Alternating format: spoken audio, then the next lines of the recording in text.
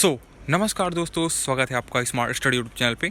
जैसा कि आपका एग्ज़ाम बहुत करीब है और ऐसे में आपको सिर्फ पीवाईक्यू क्वेश्चन करने चाहिए, तो उसी के लिए मैं आपके लिए पीवाईक्यू क्वेश्चन ला रहा हूँ। अगर इसको आप देख लेते हैं ना, आपके 100% एग्जाम में हिंदी ग्रामर के लिए आपको कोई समस्या नहीं होगी, ये बोल देता हूँ मैं, ठीक है।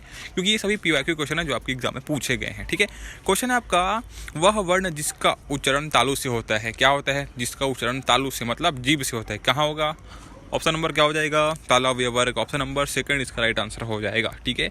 साथ साथ आंसर देते चलेंगे आप, है ना, जिससे क्या है, आप अपना खुद का भी आकलन कर पाएंगे, ठीक है। अगला बताइए, वर्णमाला किसे कहते हैं? पूछ लिया जाता है यार, आप इसकी एग्जाम में पूछा गया है आपके एसएससी जीडी में। बताइए क्या होगा, वर्णमाला किसे कहते हैं? तो क्या होगा, वर्णों के व्यवस्थित समूह को, रट लीजिए इसको ना, वर्णों के व्यवस्थित समूह को वर्णमाला कहते हैं। ऑप्शन नंबर डी इसका राइट आंसर हो जाएगा, ठीक है। चलो अगला, निम्न में से ऋण शब्द कौन सा है? अब देखिए, ऋण शब्द वो होते हैं जिसको हम दो अलग भागों में तोड़ नहीं सकते, और अगर तोड़ दें जैसे तैसे करके तो उसका कोई अर्थ नहीं निकलता, ठीक है। दो शब्दों में तो टूट गया लेकिन उसका कोई अर्थ नहीं निकलता। तो बताइए क्या होगा? तो देखिए, यहाँ पास वैभव जो कि है ना, उसको आप तोड़ दो, वैभव को तोड़ दो, वै प्लस भव, है ना, वैभव। क्या उसका अर्थ निकलेगा अलग अलग? वै का अर्थ निकलेगा? नहीं निकलेगा, इसलिए आंसर क्या हो जाएगा? डी इसका राइट आंसर हो जाएगा, ठीक है। चलो अगला, शब्द अन्वय का संधि विकसित बताइए। संधि बताइए पूछा गया, और ये मुझे बताइए ना, अगर आप मेरे से इतने दिन से पढ़ रहे हो, है ना, तो आपका पता होना चाहिए कि ये संधि कौन सी होगी। तो देखिए, ये होगा आपका अनु प्लस ए। अनु प्लस ए मतलब आ में नौ में छोटों की मात्रा लगेगी, ठीक है। अनु प्लस ए बराबर अन्वय, और ये हो जाएगी आपकी यण संधि। कैसे पहचानेंगे? तो जैसे कि आप यहाँ पर देख सकते हैं, व के सामने आधा अक्षर लगा है, और जब भी हमें आधा अक्षर देखने को मिलता है तो वो होता है आपका यण संधि, याद में रखेंगे, ठीक है। चलो अगला, कवित्री का संशोधित रूप है, बताइए भैया। कवित्री पूछा क्या है? शुद्ध रूप पूछा है, मान के चलो शुद्ध क्या होगा इसका? तो ये हो जाएगा आपका कवित्री। ऑप्शन नंबर डी इसका राइट आंसर होएगा, ठीक है ना, डी, ओके। चलो अगला बताइए, बैठे से बगैर भली, इस कहावत का सही अर्थ बताइए, क्या होगा? ठीक है, तो इसका आंसर होगा आपका आंसर, निरर्थक से कम लाभ का काम अच्छा। बैठे से बगैर भली, है ना, बैठे भले मत रहो, बैठे ना, बैठना नहीं है, बल्कि क्या है, कम लाभ वाला काम का लेना, यही इसका आंसर होता है। ऑप्शन नंबर सी इसका राइट आंसर हो जाएगा, ठीक है। चलो अब ये क्वेश्चन देखिए, जीव के आधार पर स्वर कितने प्रकार के होते हैं? बताइए भैया क्या होते हैं? तो देखिए, जीव के आधार पर जो स्वर होते हैं ना, वो 3 प्रकार के होते हैं, अग्र, मध्य और पश्च, ठीक है। अग्र, मध्य और पश्च। ई ई ए ए जो कि हो गया आपका अग्र का हो गया, मध्य में तुम्हारा आ हो जाएगा, और पश्च में बाकी जो बच गए वो आ जाएंगे, ठीक है। तो कितने प्रकार के होते हैं? 3 प्रकार के। जीव के आधार पर जो कि स्वर जो कि है 3 प्रकार के होते हैं, अग्र, मध्य और पश्च, ठीक है। चलो अगला, जो भी आंसर बता रहा हूँ एकदम ऑथेंटिक रहेगा, मैं पहले बता रहा हूँ, है ना, किसी प्रकार का कोई वो नहीं रहेगा। जो मैं बताऊँगा पूरा नॉलेज के साथ बताऊँगा, पूरा फैक्ट जो रहेगा उसको बताऊँगा, ठीक है। तो बने रहिएगा, है ना। बताइए, निम्न में से दीर्घ स्वर है। अब दीर्घ स्वर कौन से होते हैं? आपको पता है दीर्घ स्वर कौन होते हैं? कितने होते हैं दीर्घ स्वर, मूल स्वर जिसको बोलते हैं? कितने होते हैं? 4 प्रकार के होते हैं, ठीक है। क्वेश्चन पूछ लिया जाता है, आपके एसएससी जीडी में भी कई बार पूछा है। हिंदी में मूल स्वर कितने होते हैं? 4 होते हैं, याद में रखेंगे, ठीक है। तो यहाँ पर दीर्घ स्वर की बात कही गई है, मूल स्वर की बात कही गई, यानी आंसर क्या हो जाएगा? है दीर्घ स्वर पूछा है ना, मूल स्वर बोलेंगे तो क्या होगा? आ ई उ री जो कि है मूल स्वर हो गया। दीर्घ स्वर बोलेंगे कितने हो गए? जो बच गया वो मूल स्वर में आ जाते हैं, सॉरी दीर्घ स्वर में आ जाते हैं। तो क्या हो जाएगा?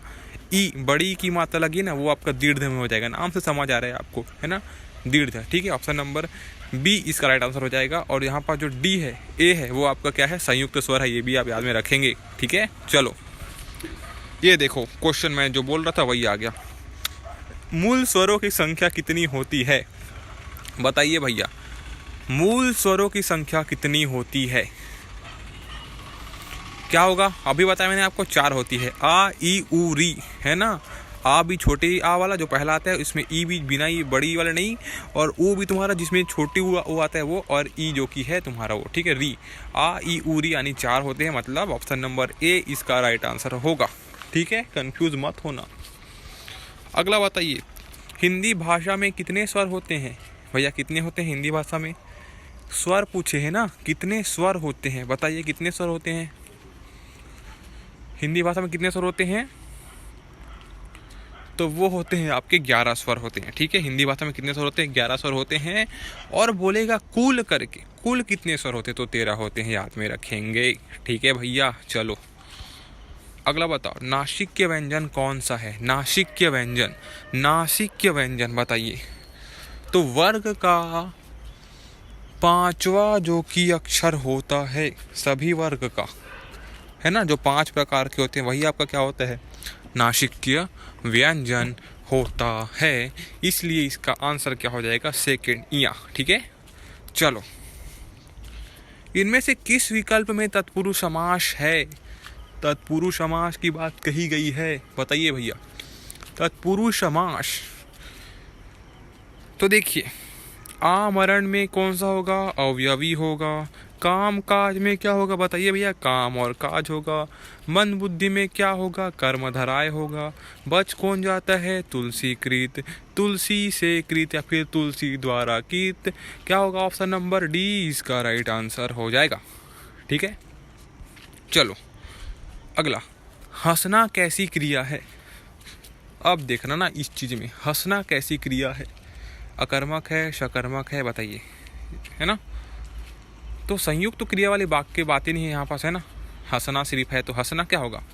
अकर्मक होगा, ठीक है। सिर्फ हंसना हो गया तो अकर्मक होगा, ठीक है। ऑप्शन नंबर सी इसका राइट आंसर हो जाएगा। चलो अगला बताइए, निम्नलिखित में से कौन सी सकर्मक क्रिया है? सकर्मक क्रिया जिसमें कर्म और कर्ता क्रिया तीनों साथ होते हैं, है ना। तो क्या होगा? ये होगा आपका जाना, ठीक है। जाना जो कि है सकर्मक क्रिया है, याद में रखेंगे। और बाकी जितने भी ऑप्शन है, आना हो गया, उठना हो गया, मरना हो गया, ये सभी क्या है? आपके अकर्मक क्रिया है, ठीक है। तो जाना यहाँ पर सकर्मक होगा, याद में रखेंगे, ठीक है। अगला, किस वाक्य में मध्यम पुरुष का प्रयोग हुआ है? मध्यम पुरुष मतलब कौन कौन से आएंगे बताइएगा? मध्यम पुरुष मतलब याद आ रहा है आपको? तू, तुम, आप, ऐसे, ठीक है। अन्य में वे, वह, ये चीज़ें, ठीक है। इतना समझ आ गया। अब बताइए मुझे, मध्यम पुरुष पूछा है, आप भला तो जग भला, ये क्या होगा? ये क्या होगा? ये क्या होगा? बताइए मुझे, हैं? आप भला तो जग भला, ये कहाँ हो जाएगा? नहीं होगा, ठीक है। ये याद में रखेंगे। अब बताइए, यह कार्य मैं अपने आप ही कर लूँगा, किस चीज़ के लाभ में लग रहा है? पता है आपको? निज है। ये क्या है? निजवाचक सर्वनाम है, ऊपर और नीचे दोनों। ऐसे समय में क्या है? निजवाचक सर्वनाम है, ऊपर और नीचे दोनों। ऐसे समय में आप साथ ना देंगे तो कौन देगा? यहाँ क्या है बताइए। और बताइए ऑप्शन डी में, अपनों से बड़ों का आदर करना चाहिए। अपनों से बड़ों का आदर करना चाहिए, क्या होगा? ऑप्शन नंबर सी इसका राइट आंसर हो जाएगा। मैं पहले बता देता हूँ आपको, ठीक है। Option number C right answer हो जाएगा, क्योंकि यहाँ पास ऐसे समय में आपका मतलब किसी दूसरे से लिया जा रहा है, ठीक है। तो यही आपका आंसर क्या हो जाएगा? बिल्कुल सही हो जाएगा, ठीक है। ऐसे ही क्वेश्चन आपके एसएससी के एग्ज़ाम में पूछे जाते हैं, खासकर जीडी में, जहाँ हिंदी ग्रामर पूछा जाता है, ठीक है। चलो अब बताइए, किस विकल्प में हिंदी पारिभाषिक शब्द का सही प्रयोग नहीं हुआ है? सही प्रयोग नहीं हुआ है वो रहे, देखो, अज्यूम ग्रहण करना, अप्रेंट प्रकट, है ना, अटॉर्नी जनरल महाधिवक्ता, और लीगल प्रोटेक्शन, है ना, लीगल प्रोटेक्शन, विधिक संरक्षण। यहाँ आप 100% गलती करोगे। बताओ क्या होगा इसका आंसर? तो देखिए दोस्तों, यहाँ पास आप अक्षर अच्छे से देखेंगे तो पता चलेगा आपको, जो अटॉर्नी जनरल है ना, इसको हम महाधिवक्ता नहीं बोलते हैं, इसको हम क्या बोलते हैं? महान्यायवादी बोलते हैं, ठीक है। समझे अच्छे से इसको। अटॉर्नी जनरल महान्यायवादी होता है, जबकि एडवोकेट जनरल जो कि आपका क्या होता है? महाधिवक्ता होता है। इसलिए आंसर सी इसका राइट आंसर हो जाएगा, ठीक है ना। चलो अगला बचा ये यहाँ पास कर्मवाच्य से संबंधित है। कर्मवाच्य से संबंधित है, क्या है? कर्मवाच्य से संबंधित है, क्या होगा? आपका कार्य कर दिया है। कर्मवाच्य मतलब समझ है, जिसमें कर्म, ठीक है, कर्म की प्रधानता हो, ऑब्जेक्ट की प्रधानता हो, इंग्लिश में बोलूँ तो, ठीक है। तो यहाँ पास ऑप्शन ए ही सही होगा, ठीक है। क्या होगा? ऑप्शन ए ही सही होगा। यहाँ पास क्या होगा? ऑप्शन ए ही सही होगा आपका। क्यों? क्योंकि यहाँ पास आपका कार्य कर दिया है, आपका कार्य कर दिया है। तो किसका कार्य कर दिया है? आपका। आपका कौन होगा यहाँ पास? ऑब्जेक्ट होगा, ठीक है। कर्म की बात हो रही, इसलिए आंसर नंबर ए इसका राइट आंसर हो जाएगा, ठीक है ना। चलो अगला है आपका, किस विकल्प में सभी शब्द शुद्ध हैं? किस विकल्प में सभी शब्द शुद्ध हैं? बताओ भाई, किसमें सभी शब्द शुद्ध हैं? यहाँ भी आप गलत करोगे, देखना मैं बता रहा हूँ। ये देखिए आपके, इसको बता रहा हूँ आपको, ये पुनरावलोकन को देखो, ये सही है आपका, है? और दूरावस्था ये सही है आपका? नहीं है। तो ऑप्शन नंबर क्या होगा इसका? ऑप्शन नंबर बी इसका राइट आंसर हो जाएगा। तदुपरांत और प्रत्यावर्तन ही यहाँ पास सही है। ऑप्शन नंबर बी इसका राइट आंसर हो जाएगा, ठीक है। चलो अगला बताइए भैया, 39 नंबर का क्वेश्चन है, अपने कुल का श्रेष्ठ या प्रतिष्ठित व्यक्ति के लिए एक शब्द में क्या बोलेंगे? अपने कुल का क्या है वो? श्रेष्ठ है, प्रतिष्ठित व्यक्ति है, उसको हम एक वर्ड में या फिर एक सार्थक शब्द में क्या बोलेंगे? तो उसको बोलेंगे कुल केतु। ऑप्शन नंबर 4 इसका राइट आंसर हो जाएगा, ठीक है। चलो अगला क्वेश्चन नंबर 40, निम्नलिखित में से कौन ऊष्म व्यंजन है? इसको तो आप एक ही बार देख के पहचान सकते हो, क्योंकि मैंने आपको बहुत बार कराया है आपके एग्जाम के लिए, ठीक है। चलो बताइए, तो इसका सिंपल सा आंसर क्या हो जाएगा पता है आपको? इसका आंसर हो जाएगा आपका श श श ह, यानी कि ह। ऑप्शन नंबर ए इसका राइट आंसर हो जाएगा। अगला लास्ट के 10 क्वेश्चन और कर लेते हैं, उसके बाद हम कल करेंगे, ठीक है। बताइए, जिस समास में पूर्व पद गौण तथा उत्तर पद प्रधान होता है, जिस समास में पूर्व पद गौण तथा उत्तर पद क्या होता है? प्रधान होता है। कौन से में? जिस समास में पूर्व पद गौण तथा उत्तर पद प्रधान होता है, उसको क्या बोलते हैं? तो उसको बोलते हैं, हम क्या बोलते हैं भैया बताइए? क्या बोलते हैं हम उसको? द्वंद्व, सॉरी तत्पुरुष समास बोलते हैं, सॉरी ना। द्वंद्व में क्या होता है? दोनों पद प्रधान होते हैं। बहुब्रीहि में अगला पद प्रधान होता है, और द्विगु में संख्यावाची होता है पहला पद। वहीं पे तत्पुरुष समास की बात करें तो इसमें जो उत्तर पद होता है वो प्रधान होता है। ऑप्शन नंबर डी हमारा राइट आंसर हो जाएगा, ठीक है। चलो अगला है आपका, निम्नलिखित में से अंतःस्थ व्यंजन है। अंतःस्थ व्यंजन 4 प्रकार के होते हैं, कौन कौन से? य, र, ल, व, और कितने इसमें कौन से हैं आपके? व। ऑप्शन नंबर सी इसका राइट आंसर हो जाएगा, ठीक है ना। चलो एक से अधिक वर्गों के मेल को क्या बोलते हैं? एक से अधिक वर्गों के मेल को क्या बोलते हैं? एक से अधिक वर्गों, या फिर यहाँ पास क्या होगा? वर्णों के मेल होगा, सॉरी ना। एक से अधिक वर्णों के मेल को क्या बोलते हैं? तो उसको क्या बोलते हैं हम? शब्द बोलते हैं, ठीक है। और एक से अधिक वर्गों के मेल को यहाँ पास क्या बोलते हैं? शब्द बोलते हैं। लेकिन यहाँ पास किसी प्रकार का ऑप्शन में नहीं दिख रहा है, इसलिए ये क्या होगा? विलोपित है आंसर, ठीक है। ऑप्शन नहीं है, इसको हम क्या बोल सकते हैं? शब्द ही बोलेंगे, ठीक है। चलो अगला आपका, निम्नलिखित में से किस शब्द में गुण संधि नहीं है? मैं गुण संधि की बात करूँ, मैंने आपको क्या बताया था? जिसमें ए की मात्रा मिले, ओ की मात्रा मिले, वो गुण संधि होती है। तो आपको क्या दिख रहा है यहाँ पास? विद्यार्थी, और विद्यार्थी क्या होगी आपकी? दीर्घ संधि। ऑप्शन नंबर 4 इसका राइट आंसर हो जाएगा, ठीक है भैया। अगला चतुर्युग में समास है। चतुर्युग कौन सा समास आएगा इसमें? चतुर्युग। चतुर्युग कुछ 4 के जैसा नहीं लग रहा है आपको? 4 जैसे चतुर्युग 4 ऐसे करके, तो क्या होगा? द्विगु। क्यों? क्योंकि संख्यावाची होता है आपका पहला पद। ऑप्शन नंबर क्या होगा? ए इसका राइट आंसर हो जाएगा, ठीक है ना। चलो अगला, जो आकाश में विचरण करता हो उसके लिए क्या बोलते हैं? आकाश में विचरण करते उसको क्या बोलते हैं भैया? निशाचर को हम तो, जो तो जमीन में करता है विचरण, जो भी है घूमता है, आकाश में विचरण करने वालों को बोलते हैं हम खेचर। Option number D, option number D खेचर हो जाएगा। ऑप्शन नंबर डी इसका राइट आंसर हो जाएगा, ठीक है। चलो अगला बताइए, संविधान में हिंदी को क्या कहा जाता है? संविधान में हिंदी को क्या कहा जाता है?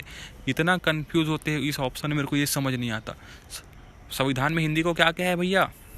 सहयोगी क्या होगा? ये राजभाषा होगा, ठीक है, ना कि राष्ट्रभाषा। हिंदी को संविधान में क्या बोला गया है? राजभाषा बोला गया है, यानी कामकाज की भाषा। ऑप्शन नंबर डी इसका राइट आंसर हो जाएगा, ठीक है ना। अगला, संज्ञा से निर्मित विशेषण है, बताइए संज्ञा से निर्मित यहाँ पास कौन सा विशेषण है। तो यहाँ पर देख सकते हैं अगला जो कि नहीं होगा, है ना, आपसी भी नहीं होगा, आपसी तो आपका क्या हो गया, आपका सर्वनाम हो गया।